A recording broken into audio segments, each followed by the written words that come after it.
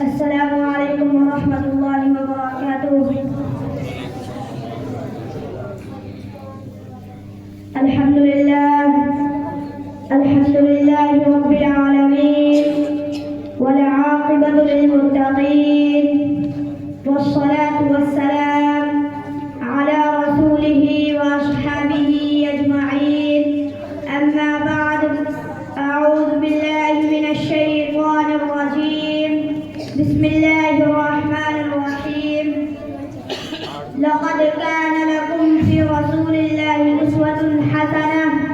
محترم سامعین کرام، اللہ رب العزت نے اس عالم میں بہت ساری چیزیں پیدا کی اور ان میں اشرف المخلوقات حضرت انسان کو بنایا اور انسانوں میں سب سے اشرف حضرت انبیاء کرام کو بنایا اور انبیاء میں سب سے افضل محمد مصطفیٰ صلی اللہ علیہ وسلم کو بنایا۔ آپ صلی اللہ علیہ وسلم تمام انسانوں کے لیے رہبر ہے اور آپ صلی اللہ علیہ وسلم تمام انسانوں کے لیے نمونہ ہے۔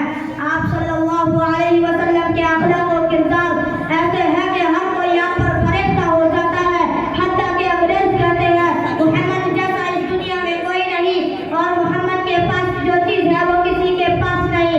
دوستو، حضور صلی اللہ علیہ وسلم کی سیرت کا مطالعہ کرو اور اس کو پھیلاؤ اور اس پر چلو۔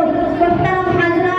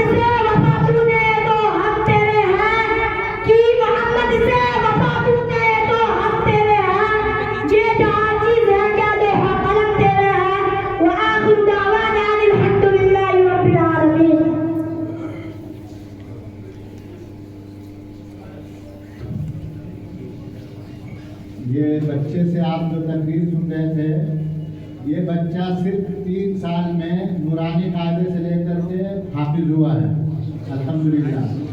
باقی اس کا پروگرام عشاء کے بعد بھی ہے۔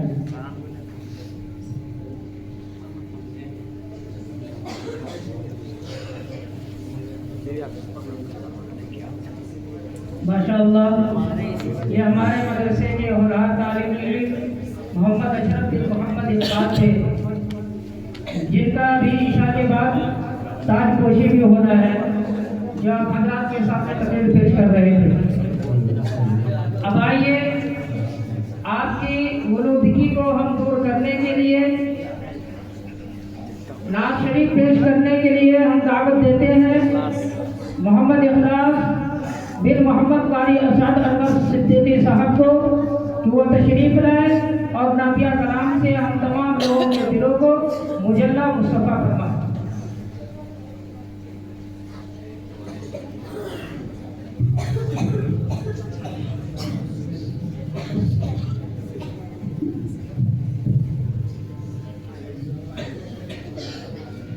السلام علیکم ورحمۃ اللہ وبرکاتہ۔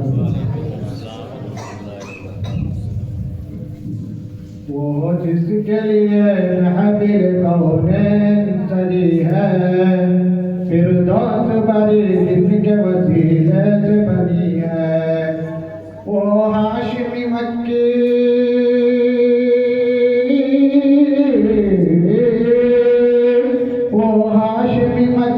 مدنی العربی ہے، وہ میرا نبی میرا نبی میرا نبی ہے، وہ میرا نبی ہے۔ احمد ہے محمد ہے وہی ختم رسول ہے، مخدوم مربی ہے وہی مالی کل ہے، اس پر ہی نظر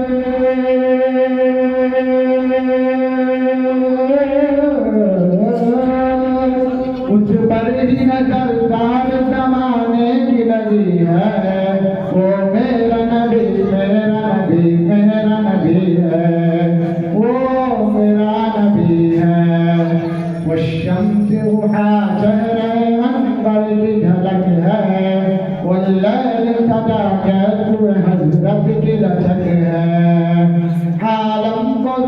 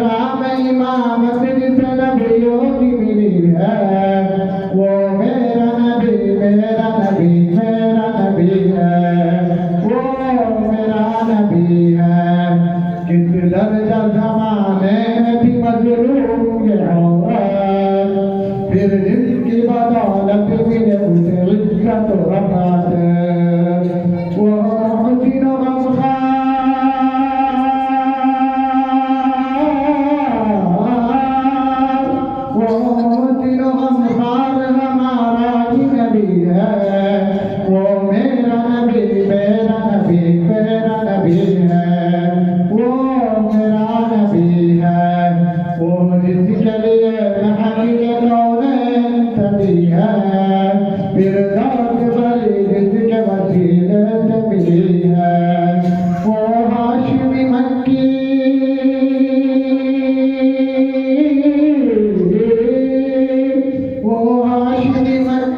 وہ مدنی العربی ہے، وہ میرا نبی میرا نبی میرا نبی ہے، وہ میرا نبی ہے۔ السلام علیکم ورحمۃ اللہ۔ صرف 5-6 بچے رہ گئے ہیں جن کا مغرب کے بعد کا پروگرام تھا۔ اصل میں مائک تاخیر سے شروع ہوا، اس لیے پروگرام بھی تاخیر سے شروع ہوا، اس لیے یہ 5-6 بچے ختم ہو جائیں گے، اس کے بعد عشاء کی نماز ہوگی۔ نماز کے بعد جو اصل پروگرام ہے وہ انشاءاللہ شروع ہوگا۔ اب بلا کسی تمہید کے ہم پروگرام کو آگے بڑھاتے ہیں اور تقریر پیش کرنے کے لیے دعوت دیتے ہیں ذوالنورین بن محمد اشرف کو کہ وہ آئے اور اپنی تقریر پیش کریں۔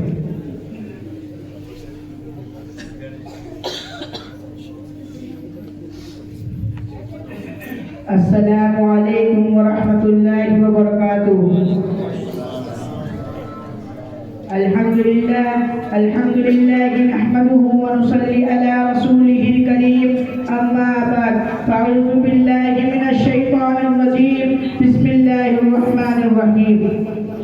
انا انزلناه في ليلة القدر وما ادراك ما ليلة القدر، ليلة القدر خير من 1000 شهر، تنزل الملائكة والروح فيها بإذن ربهم من كل أمر، سلام هي حتى مطلع الفجر۔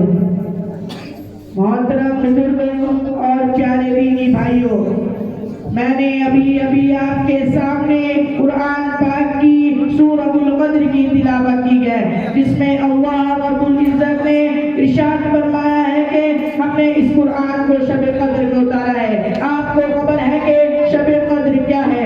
شب قدر 1000 مہینوں سے بڑھ کر ہے۔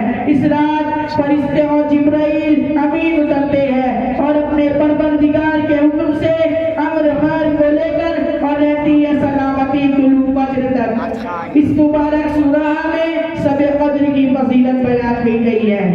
یہ رات رمضان المبارک کی 10 راتوں میں سے کوئی ایک رات ہے، یعنی 21، 23، 25، 27، 29 تاریخ کی راتوں میں کوئی ایک رات ہے، اور کچھ لوگوں کا کہنا ہے کہ 27ویں رات ہے۔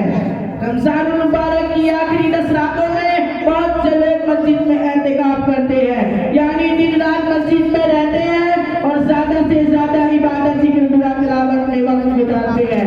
ایسے لوگ بڑے خوش قسمت ہیں کہ ان کو یہ رات آسانی سے مل سکتی ہے اور اس کی رحمتوں اور برکتوں کو وہ حاصل کر سکتے ہیں۔ اس رات کی عبادت ہزاروں مہینوں سے بہتر بتائی گئی ہے۔ یہ اللہ کا کتنا بڑا احسان ہے کہ صرف ایک رات کی عبادت میں ہزاروں مہینوں کا ثواب مل جائے۔ پچھلے زمانے کی امتوں کی عمر لمبی ہوتی تھی اور وہ خوب عبادت کرتے تھے۔ حضور صلی اللہ علیہ وسلم کی امتوں کو کم عمر دی گئی ہے، لیکن پہلے لوگوں جیسی عبادت کا ثواب کیا امت بھی حاصل کر سکتی ہے۔ شب قدر کون سی رات میں ہے یہ متعین نہیں کیا گیا، اس لیے اس کی تلاش میں کئی راتوں کی عبادت کرنے کا موقع مل جاتا ہے۔ عبادتوں میں آتا ہے وہ لوگ آپس میں لڑ رہے تھے، اس لیے اس کی نحوست کی وجہ سے شب قدر کا قائمہ چھپا دیا گیا۔ اللہ تعالی ہم مسلمان کو لڑنے جھگڑنے سے بچائے، آمین۔ حضور صلی اللہ علیہ وسلم کا معمول تھا کہ جب رمضان شریف کی آخری اشرا شروع ہو تو عبادت کا بہت زیادہ اہتمام فرماتے تھے اور ازواج مطہرات اور صاحبزادیوں کو بھی جگاتے تھے کہ وہ بھی عبادت کر سکے۔ ہم بھی اپنے آقا صلی اللہ علیہ وسلم کے اتباع میں زیادہ سے زیادہ عبادت کرنی چاہیے اور اللہ رب العزت سے خوب رو کر گڑ گڑا کر اللہ رب العزت سے دعا کرنی چاہیے۔ اللہ کی طرف سے تو اعلان ہوتا ہے کہ کوئی روزی مانگنے والا ہے کہ جس کی میں روزی کچھ ادا کر دوں گا، صحت مانگنے والے کو میں صحت عطا کر دوں